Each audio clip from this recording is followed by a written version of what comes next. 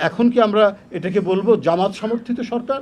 শিক্ষা মন্ত্রণালয় এবং স্বাস্থ্য এই দুইটা যেন একেবারে পুরোপুরি একটি বিশেষ রাজনৈতিক দল তারা একেবারে তাদের নিয়ন্ত্রণের মধ্যে তারা নিয়েছে। বর্তমান অন্তর্বর্তী সরকার দেশের সব শিক্ষা প্রতিষ্ঠানকে জামায়াতিকরণ করে ফেলেছে বলে অভিযোগ করেছেন বিএনপির জ্যেষ্ঠ যুগ্ম মহাসচিব রুহুল কবির রিজভী। তিনি বলেছেন, দেশের বিভিন্ন প্রধান বিশ্ববিদ্যালয়ের প্রধান করা হয়েছে জামায়াতের লোকদের।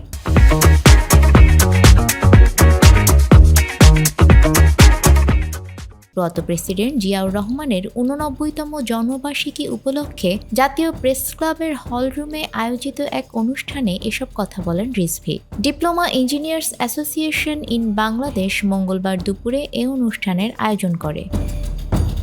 রিজভী বলেন, ১/১১ সময় সরকারকে বলা হতো সেনা সমর্থিত সরকার।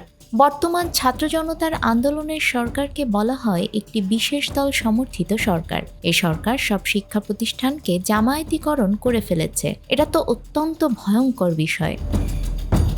শিক্ষা মন্ত্রণালয় ওই বিশেষ দল দখল করে ফেলেছে। এটা হবে কেন? ঢাকা বিশ্ববিদ্যালয়, রাজশাহী বিশ্ববিদ্যালয়, চট্টগ্রাম বিশ্ববিদ্যালয় সহ শিক্ষা প্রতিষ্ঠানের সবখানে প্রধান দায়িত্বে বসানো হয়েছে জামায়াতের লোকদের।